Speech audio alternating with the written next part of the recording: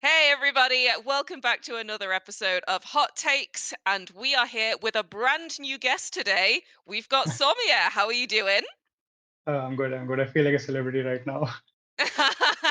Absolutely. We're just here to interview you on the podcast, and we're not going to tell anybody about how we were preparing for this episode. And I, like the ignorant white woman I am, was like, how do I say your name? No, it's not a fault at all. I mean, even Indians have a pretty hard time at pronouncing my name correctly, so it's fine. It's totally fine. It's totally fine. Hmm. I hope that you're not just saying that because I feel like an No, no, no, idiot. I'm not. I'm not. It's No, no, no, not at all. fine. Great. Okay, so today we are going to be talking about Blast Rivals. So Blast Rivals was the final was last Sunday. We're recording Yep. this on Thursday because we just Hmm. had some scheduling stuff going on. It So was all me.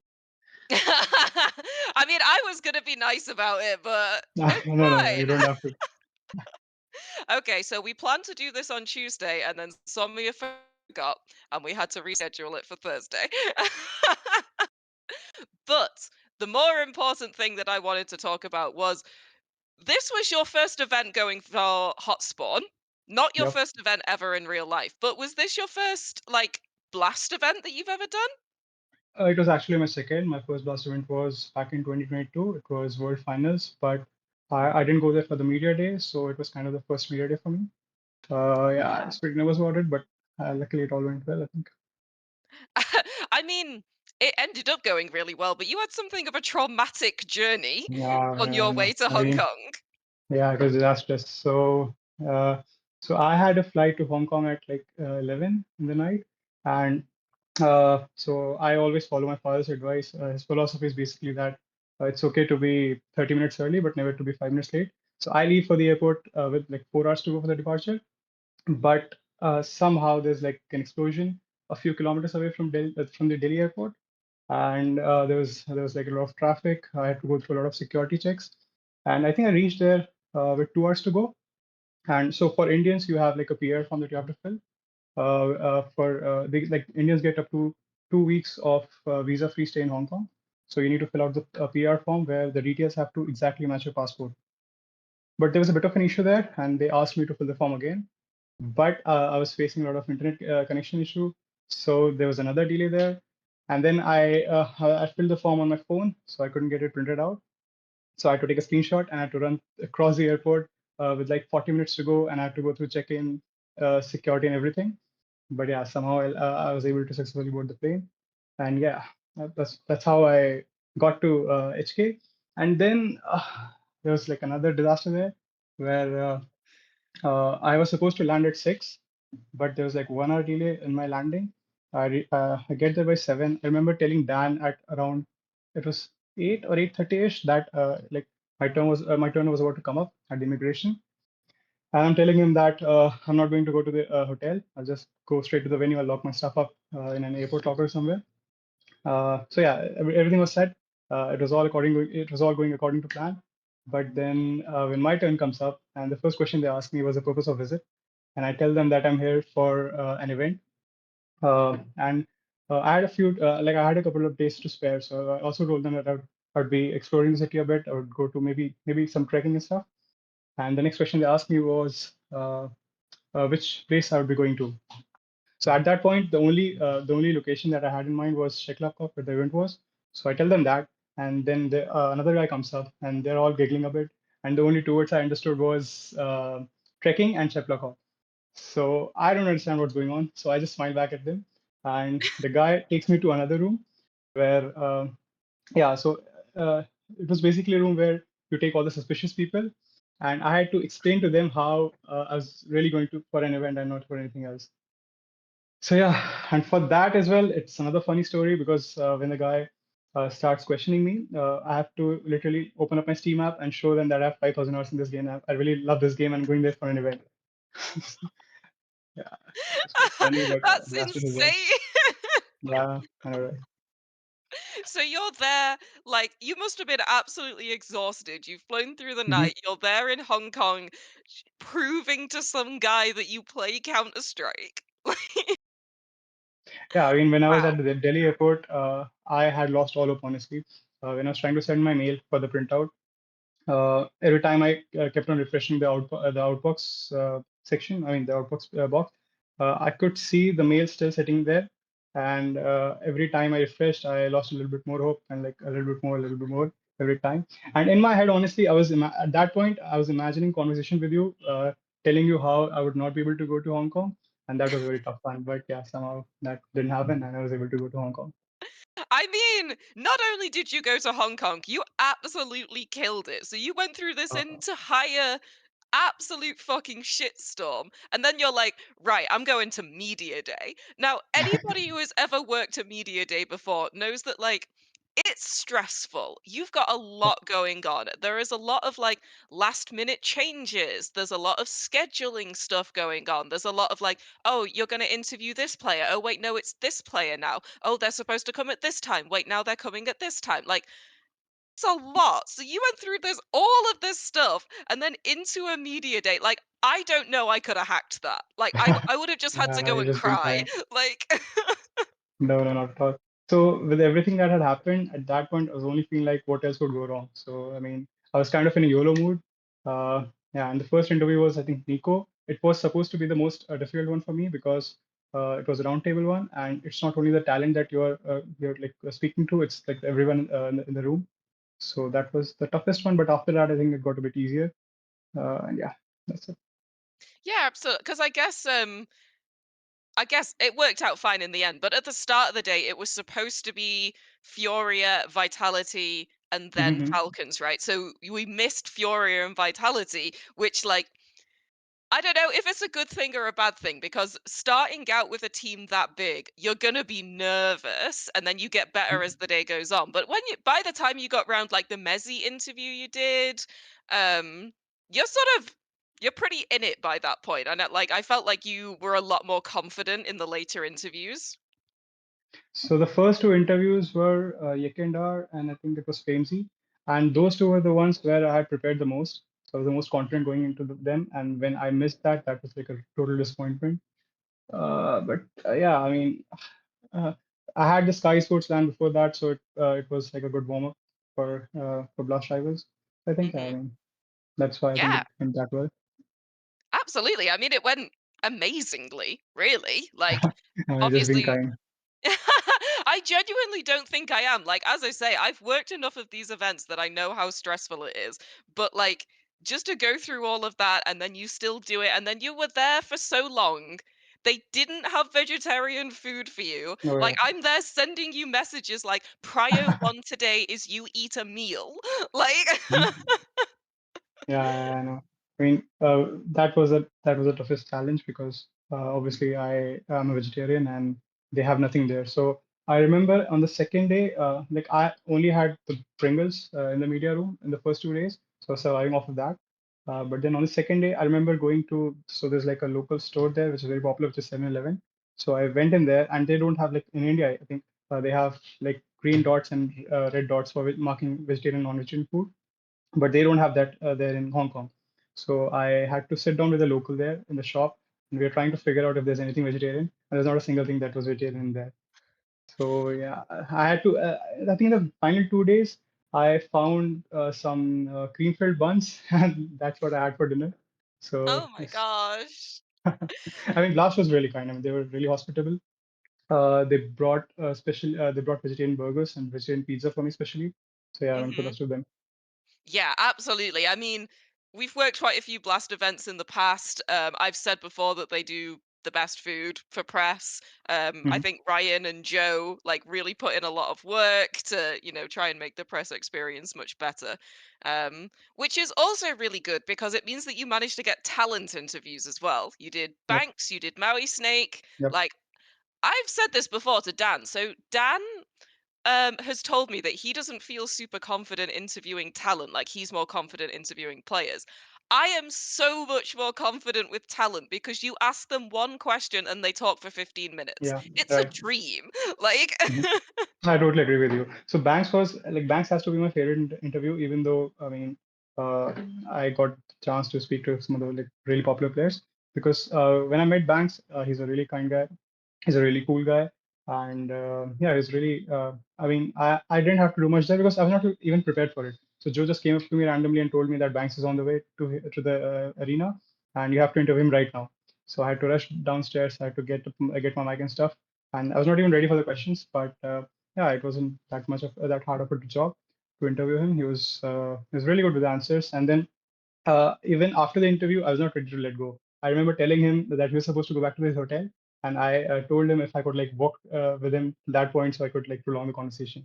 So yeah, it was really fun talking to him. Ah, that's so good. Yeah, I met Yeah. Banks at the Blast Premier Fall Final in Copenhagen a couple of years ago. I did an interview for esports.net at the time, and he was so kind. Like I'm a really big fan.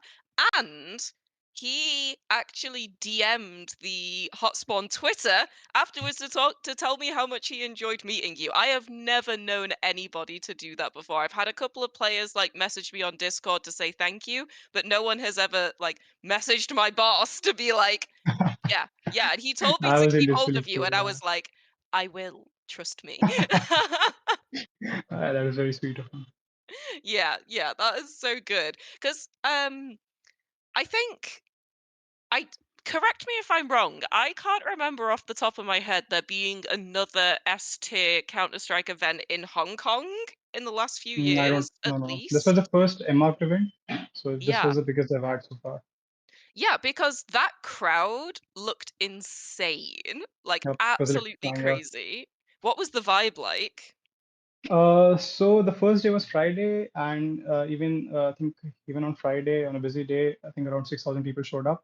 And even though I mean I have only been to like two events, so I'm not like I cannot be I mean I cannot compare that well. But even for 6,000 people, they were pretty loud. And then on Saturday, Sunday, it was completely packed. Like I had to stand right next to the stage because I had nowhere to sit. So yeah, those were some pretty tiring 2 3 hours. But yeah, I mean, there's nothing. Your back and your neck are like, please. Yeah, I mean, yeah, the That's so Asian good. crowd always brings a lot of passion, and they were really loud. I mean, I'm not sure how much of that was coming off on stream, but in the arena, it was amazing. Yeah, I mean, you could tell, like, just by watching the stream that it was a really good vibe because I think some areas of the world, like if you like for example, in Brazil, if all of the Brazilian teams get eliminated or there's no Brazilian player, then they basically don't show up anymore. Like they only care about Brazil. So, But Hong Kong did not have that problem. but Like even that was obviously not the case Tyloo at all. went Yeah. out, you know, Mhm. and that would be the closest thing I would imagine. But yeah, the crowd was crazy, and I love to see it. So Falcons and Eco were obviously their favorites, but even if they were losing rounds, I mean, I could hear a lot of cheer for Vitality as well, and even for Furia. Yeah, they were Yeah, supporting a lot of teams. absolutely. I mean, Furia are. I mean, I feel like we've been saying it for months on this podcast, but this is with Dan, so it counts as a different conversation when I say it to you. I think Furia have really been on something of like a meteoric rise Yep. over this last year, and it's getting to the stage now where like they can't get away from us. You know, I interviewed them Fallen in Lisbon. We interviewed him again Mhm. in Cologne. We obviously were at the Thunderpick World Championship, which they won, and now you're doing them in Hong Kong. Like they just can't get rid of us. But yeah, it's a really really amazing Counter Strike that they're playing. Yep. So I talked to Ekend. I know, obviously, he said in the interview that the best thing about Furia right now is that like there are a lot of players who can pop off on a different day. And I think Mm, that is why they have been so successful. But I think there's still a downside to that, where there's not like a single reliable pair, where the whole team could revolve around him. So I mean, we saw even in the finals, we saw on the first map and the second map, like Fury looked like two different teams. The first yep. map they were shut down completely, in the second map they were not. And I mean, so we have seen Molodoy not put up amazing numbers sometimes. We did in the first two maps. In the third map, I think I stepped up pretty big for Furia. But the thing is that if sometimes like if like there's like a playoff day and not all five turn up at the same time, or like even if no one does, Furia could have a very disappointing day. So I think they're still very beatable. I Mm. think I'm not sure if they're the favorites going into the going to the major. I would still put Vitality above them in my favorite list because they have like better protocols and Mm. yeah, they have Zygo who's like always dependable.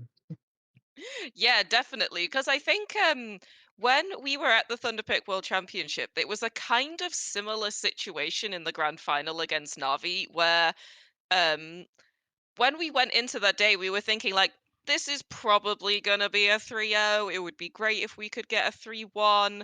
And then it turned out to be like a 5-game reverse sweep just because Fallen really showed up on that map 3 and kept them in the game for long enough for Yekindar and Molodoy to come online. And that's when they started winning.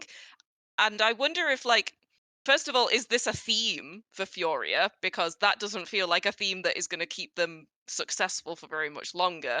And second of all, how much impact does like that experience that Fallen has have on this ability to keep going in a grand final?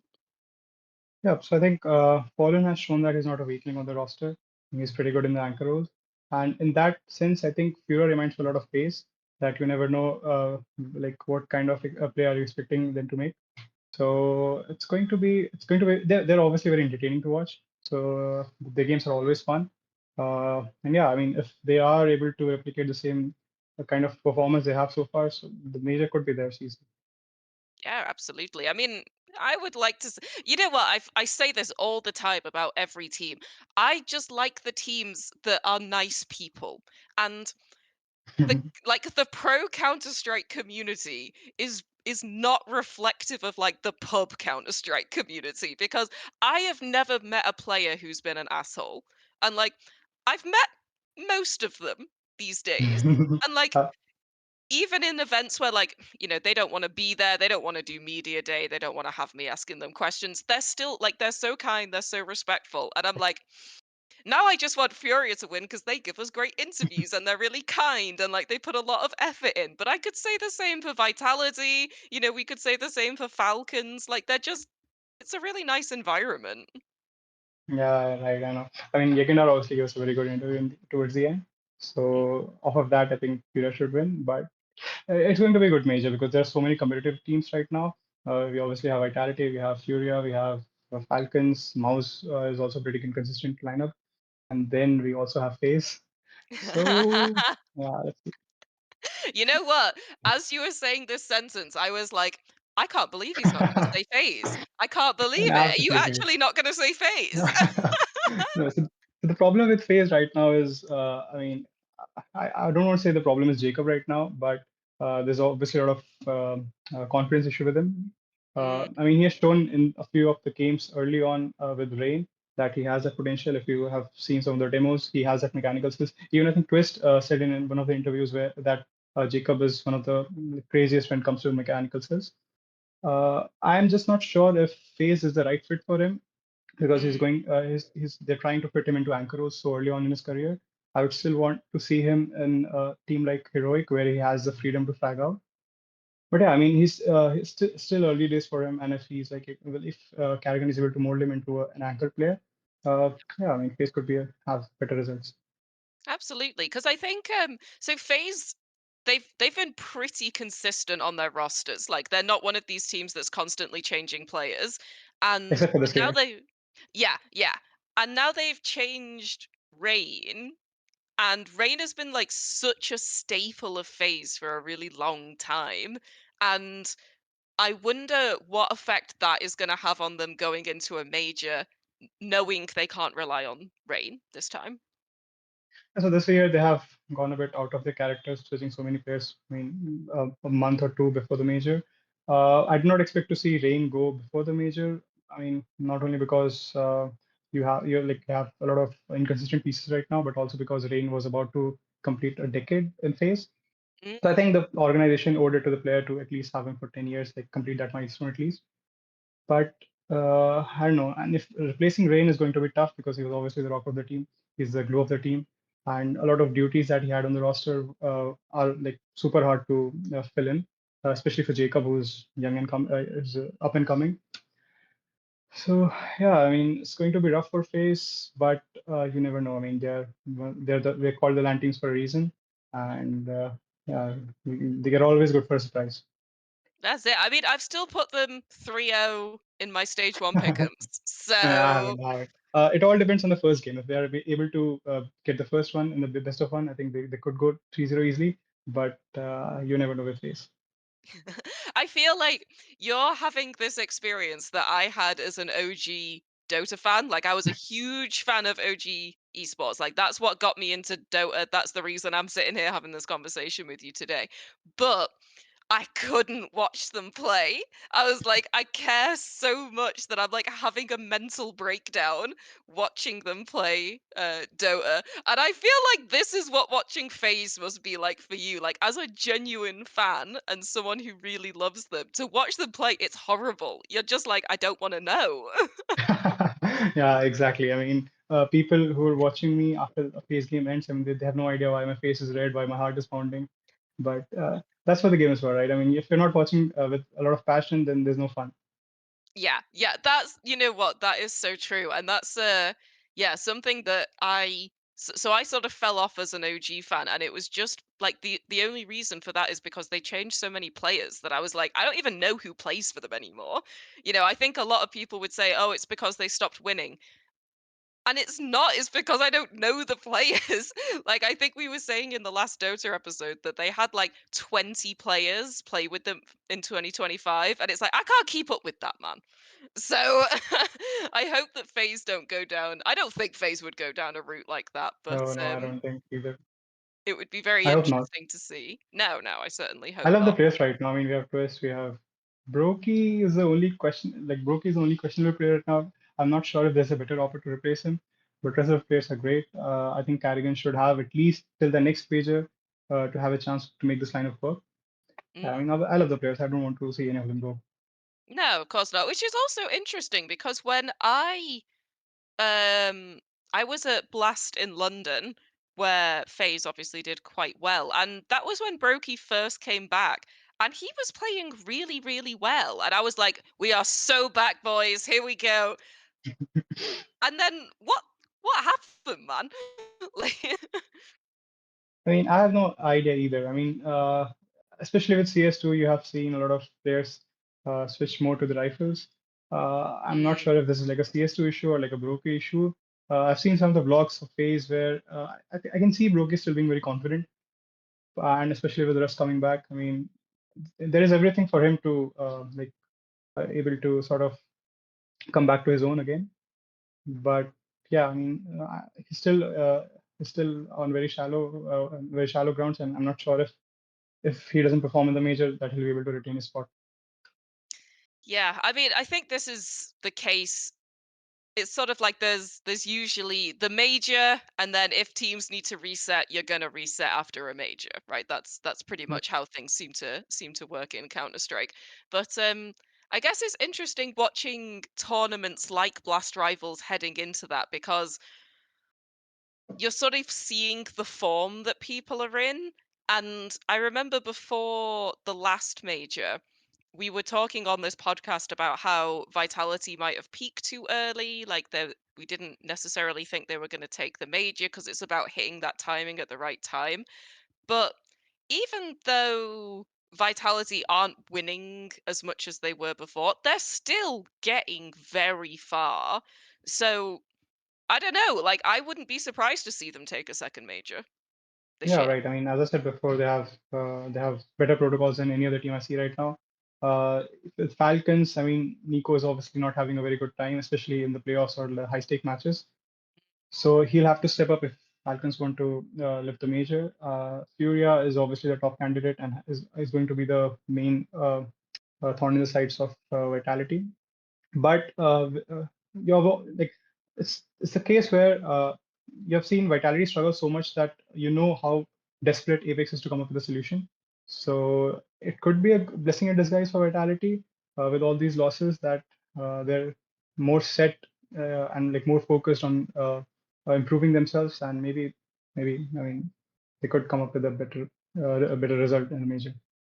Absolutely, because I remember when we were talking about you doing post-match interviews, and we were saying like, yeah, I think we're going to go for Apex, and then I was watching that post-match interview with was it Pimp he was being interviewed with?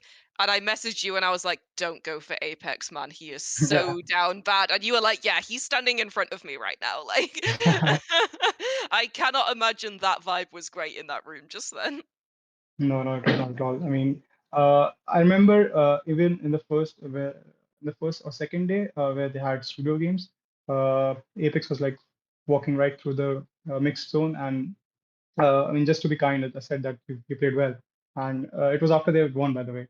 And Mm, Apex was like, he tapped my shoulder and said, like, not today, man, not today. So yeah, he's very very conscious of his own individual performance as well as his calls. mm. So yeah, I don't take him for a guy who just like sit by and let Vitality like have like final exits or semi-final exits. I think his goal is the trophy, and like he won't settle for anything less. Yeah, I believe it as well because I think as an IGL, maybe he feels like a little bit more responsibility. I remember seeing that you tweeted about him during Mhm. this event, saying like he's Mhm. actually a really kind guy, and I completely agree with you. Like I think he plays the villain, he plays the bad guy, he hypes it up for the crowd, and it's all about that personality. But honestly, my impression of him is that he is a guy who really cares. He cares more than a lot of people, I would say. Yeah, I mean, I think he's been in the scene for quite a long time and he has seen everything. I mean, he has won so much, he's lost so much. And even after all that, to have the same passion, to have so much fuel, he has a lot of young players on the side, and he's still the guy who's shouting the loudest, who's being the most aggressive, and that speaks for himself. I mean, yeah, even after the matches, no one, I mean, Robs or Flamesy was ready to get the interview, but he stood there like a leader, like a true leader. And yeah, that's the quality that you need in a leader, and that is what separates a good IGL from a legendary IGL. I think he's making a case for a strong one. Yeah, I mean, I would love to see it because I think all esports have people that sort of represent them in the public space. So, Counter Strike has Simple, League of Legends has Faker, Valorant has Boaster, Dota. At this point, I would even still say that it's Seven No Tail, like really representing people like that. But I also think that with the very best will in the world, and I hope I'm not about to piss off a lot of people here, I don't know that Simple should be representing Counter Strike in that space anymore. Maybe Oh, a that's couple of years ago, but he is the GOAT, don't get me wrong. But somebody like Apex with so much personality, so much passion, and relevance, I like to see him represent in that way. well.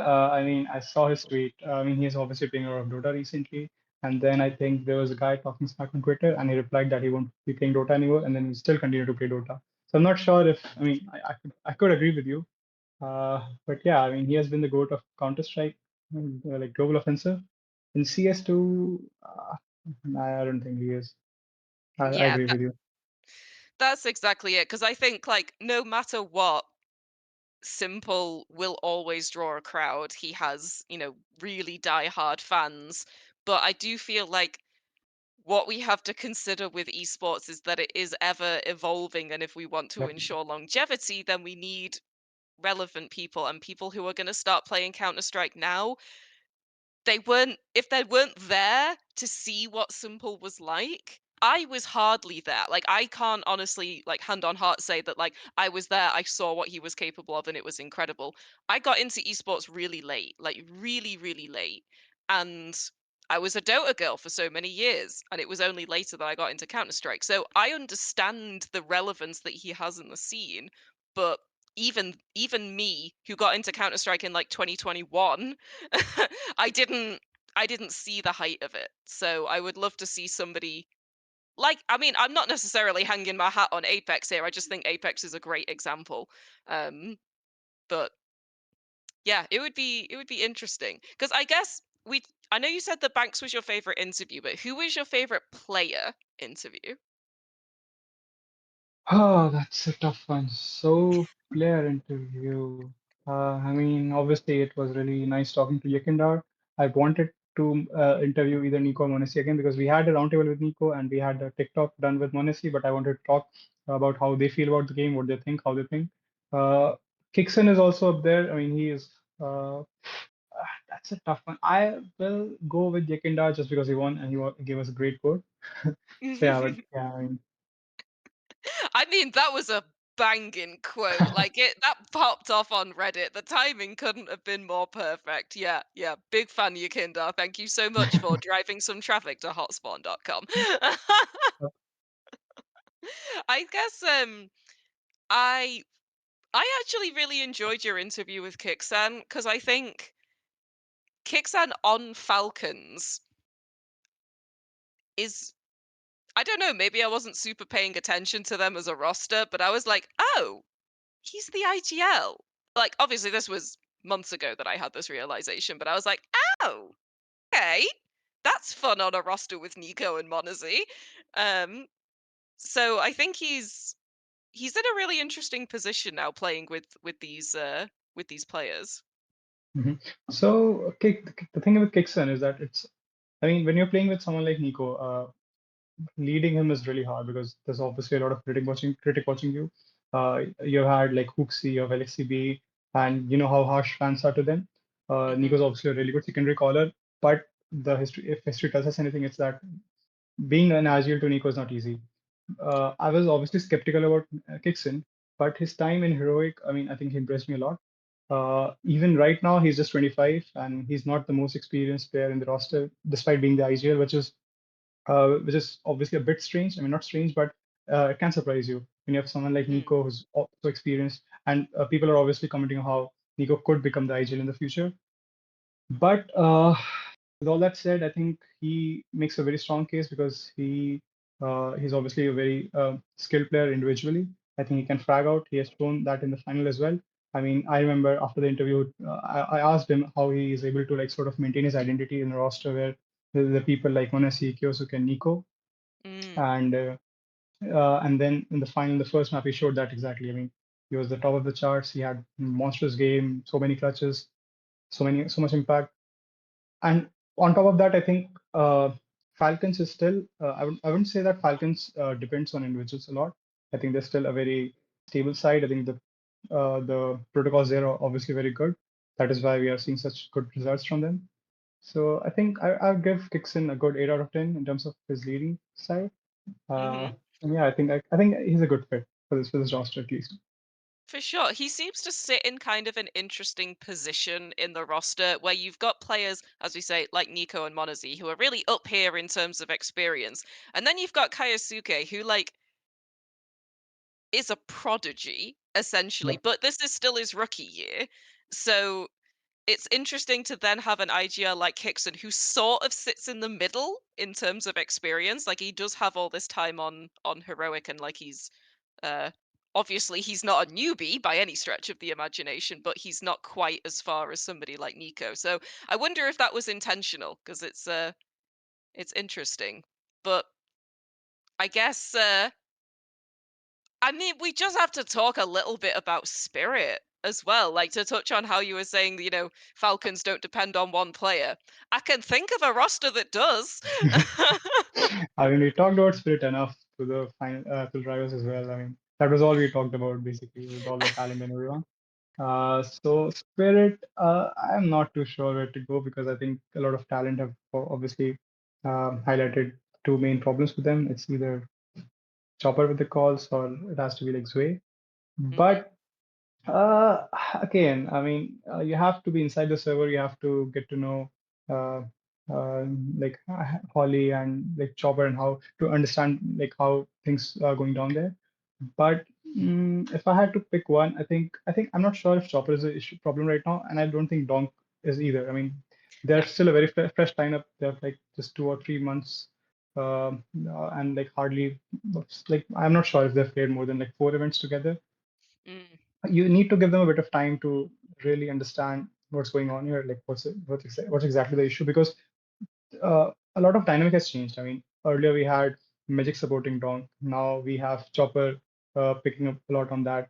Uh, Zoe is a good. So the thing that I that I witnessed with Zoe was that he's ready to take fights. I mean, he's not like Magix would like to like sit down in the bomb site and like keep jiggling for like half the rounds. and get trying to get info. If you see, so, like if like Zoe is playing on the B side on Dust 2, let's say, if Mm, someone on A goes down, Zoe would be ready to push tunnels and get info. It's not working for him right now because the jump to tier one is you like have to sort of practice a bit and like get to know stuff. You have to get to know the other team as well. But in the future, I think Zoe could evolve as a good player, but I'm not sure how much of an upgrade it would be compared to Magic's. mm. But yeah, 10 years definitely there. I mean, Donk creates so much space. I think 10 years is a very valuable tool in sort of capitalizing on the room that Donk creates. So yeah, Yep. this could be a good roster, but you have to give it time. Yeah, absolutely. Because I remember one part of the discussion, as you say, was about like Magic's obviously used to support Donk, and now Chopper is filling that role.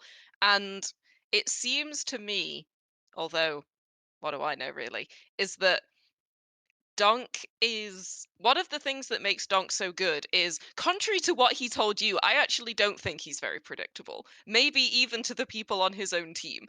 And Magic's was much better because he had that experience of playing with Donk. They played so long together, and now the new guys don't necessarily have that experience. They're just like, Donk's great, and I'm just gonna be here. And that's not a position that I don't think anybody wants to be in. And I especially don't think Donk wants to be in that position. Like you can see on his face how pissed off he is sometimes, and I can see why.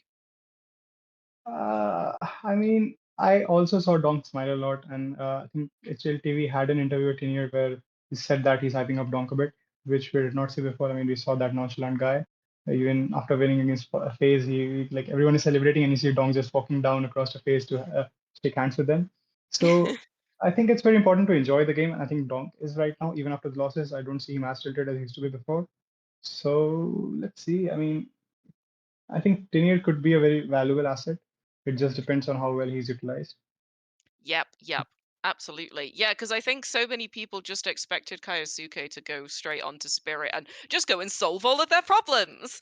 And then obviously that didn't happen.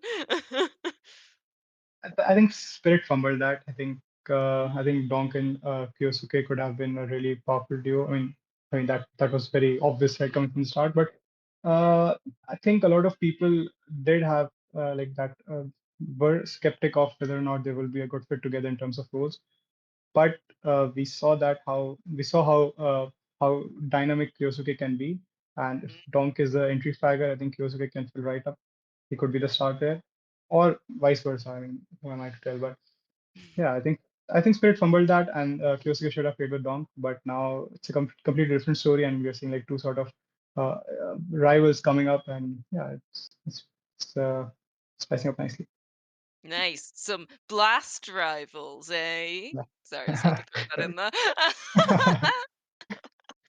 Okay, so the last thing I would just want to talk about very quickly is, as we say, the major. It's coming up. I don't know if you will have watched this episode, but the episode that we did of hot takes at Thunderpick with Launders, we were talking about our hot takes. I decided that I was like, my hot take is Team Venom are going to make it to the major and they're going to win. And obviously, we knew that 80 teams or so would have had to have some kind of horrible accident for that to happen. So, I think now I'm just looking at the list of teams that are going to the major. I would love to see Fioria take it. I think Vitality are going to take it. What's your prediction?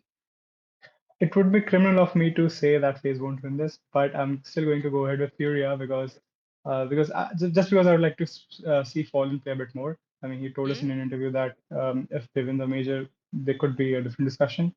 And yeah, I want Furia to win just because I would like to see more of Fallen.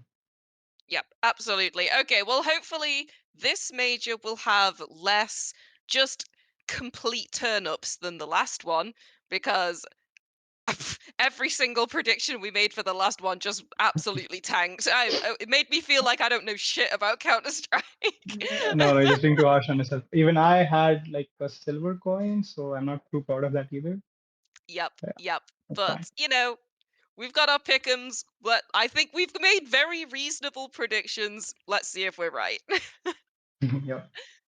Okay, thank you so much for everybody who has joined us up to this point. This was Hot Takes with Soumya, and we will be back next time to talk probably just more about the major.